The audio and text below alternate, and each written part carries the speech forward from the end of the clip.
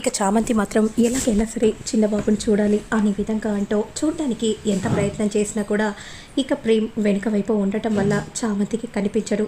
అసలే నాకు college time అవుతుంది అనే విధంగా అనుకుంటూ ఇక వెంటనే చామంతి అక్కడి నుండి వెళ్ళిపోతూ ఉంటుంది. ఈరోజే న్యూగా అడ్మిషన్ తీసుకుంటున్నాను.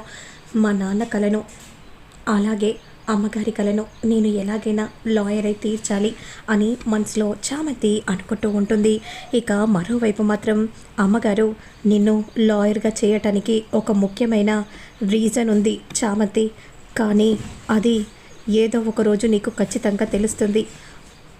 అప్పుడు అప్పుడు నీకు అర్థమవుతుంది నేనెందుకు నిన్ను లాయర్గా ఎంచుకున్నానో, నువ్వు లాయర్గా ఎదగాలని నేనెందుకు కోరుకున్నానో నీకప్పుడు అర్థమవుతుంది అని అమ్మగారు అనుకుంటూ ఉంటారు. ఇక మరోవైపు మాత్రం ఇక చామంతి కాలేజ్కి ఎంటర్ అవుతుంది. ఇక అంతలో రమాదేవి చాలా కంగారు పడిపోతూ ఉంటుంది. ఎలాగైనా సరే అది మాత్రం లాయర్ పట్ట సంపాదించకూడదు, లేదంటే ఇక నాకు పోటీగా అది ఎప్పటికీ వస్తూనే ఉంటుంది అని మనసులో రమాదేవి ఆలోచిస్తూ ఉంటుంది. ఏం చేయాలి, ఎలా చేయాలి, దాని చదువుకు అన్నిటికీ నేనే పెట్టుకోవాలి, కానీ పెట్టుకుంటాను, ఎన్ని లక్షలైనా పెట్టుకుంటాను, కానీ అది మాత్రం లాయర్ అవ్వకూడదు అని మనసులో రమాదేవి అనుకుంటూ దీర్ఘంగా ఆలోచిస్తూ ఉంటుంది.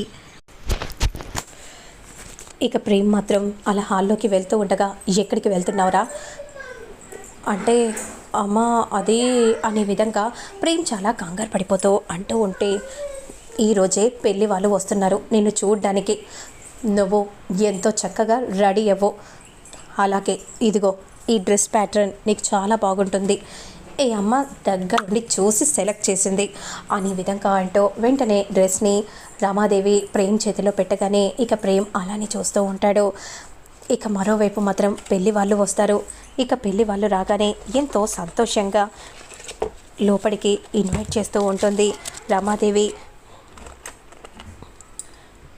ఇక అంతలో ప్రేమ్ కోసం 1000 కళ్ళతో ఎదురు చూస్తూ ఉంటుంది నిషా.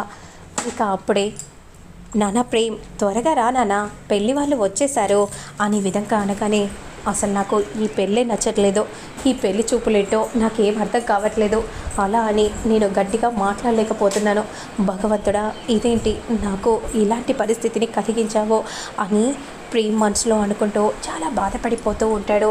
అసలు ఎందుకో ఆ రాబోతున్న అమ్మాయిని ఇష్టపడలేకపోతున్నాను అని తనకు తానే ప్రేమ్ ఆలోచిస్తూ అలా మెట్లు దిగుతూ ఉండగా అంతలో కూర్చోండి అన్నయ్య గారు అనే విధంగా అంటూ ఇక వెంటనే చంద్రిక జ్యూస్ ఇస్తూ ఉంటే, ఇక అంతలో నిషా మాత్రం పెళ్లి కూతురు ప్రేమ్ నడుచుకుంటూ వస్తూ ఉంటే అలానే చూస్తూ ఉంటుంది ఎంతో సంతోషంగా.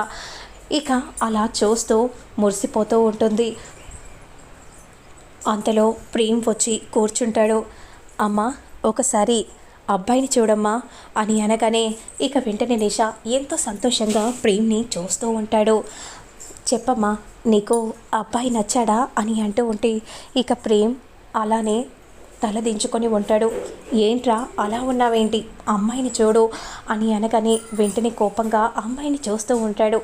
అప్పుడు వెంటనే నిషా నిలబడి, నేను ఈ అబ్బాయిని తప్ప మరెవరిని కూడా పెళ్లి చేసుకోలేను నాన్న అనే విధంగా అనగానే సంతోషం, ఇంకేంటి అబ్బాయి కూడా నచ్చేశాడు, ఇక అబ్బాయిదే లేదు చెప్పు బాబు అని అంటూ ఉంటే, వాడేముంది వాడేలా చెప్తాడు, వాడి అమ్మగా నేను చెప్తాను, నాకు మీ అమ్మాయి చాలా బాగా నచ్చింది, మనం ముహూర్తాలు పెట్టేసుకుందాం, అసలేంటి నా మనసులో చామంతి ఉన్న విషయాన్ని అమ్మకు చెప్పాలని అనుకుంటే అమ్మేమో అలా మాట ఇచ్చేస్తుంది అని అనుకుంటూ కోపంగా ఇక అక్క నుండి ప్రేమ్ వెళ్ళిపోతూ ఉంటాడు.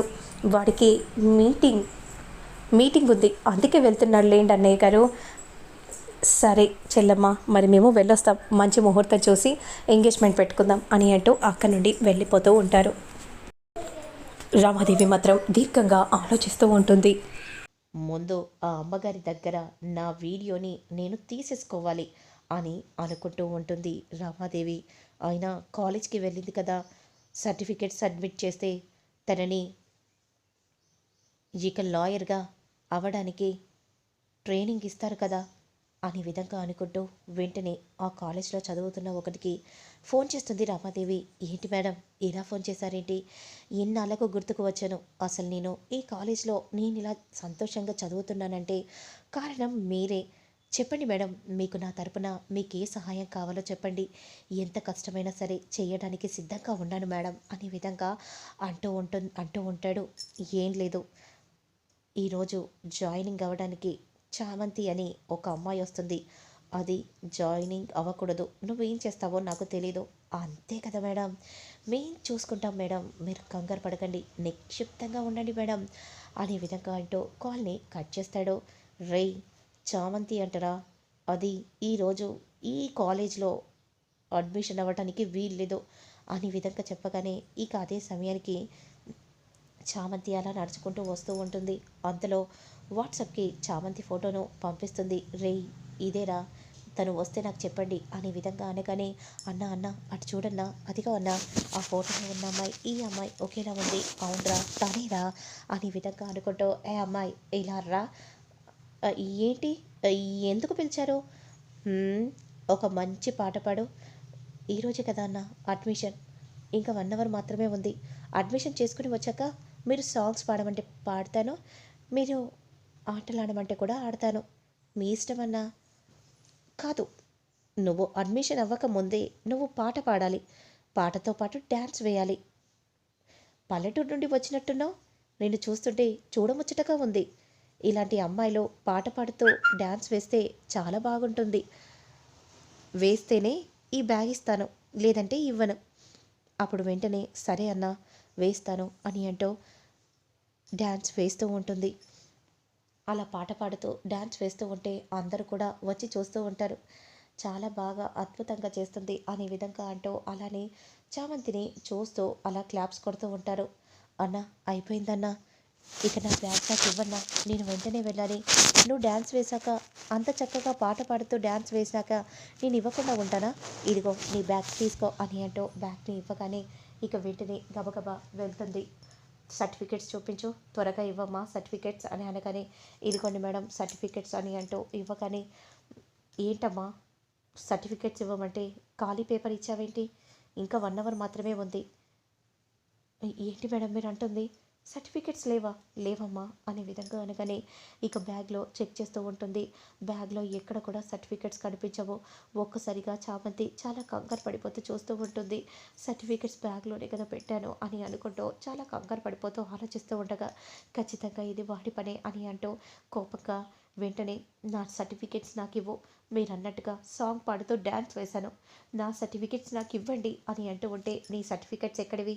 నీ సర్టిఫికెట్స్ లేవు, ప్లీజ్ అన్న మీ దండం పెడతాను.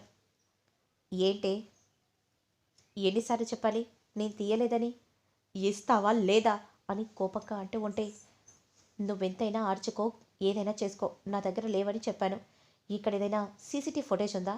చూసుకో, చూసుకొని నేనే తీశాను అనడానికి ఆధారాలు చూపించు, అప్పుడు ఇస్తాను అని అనగానే వెంటనే ఇక అటు ఇటు చూస్తూ ఉంటుంది.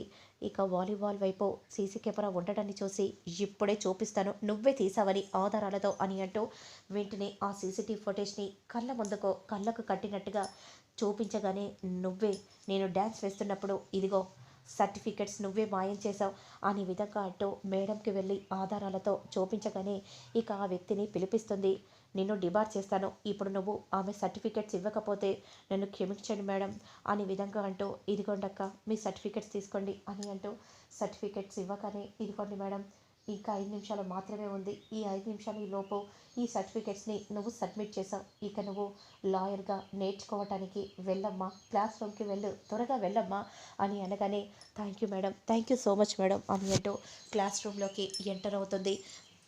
ఎంతో సంతోషంగా, నన్ను క్షమించక్క, ఏదో బుద్ధి కట్టి తినాలా చేశాను, ఎవరిదంతా చేయమని చెప్పారు, ఏదో ర్యాగింగ్ లాగా చేశానక్క, అంతే, మరేం లేదక్క అనే విధంగా అంటూ ఇక వెంటనే అక్కడి నుండి వెళ్ళిపోతాడు.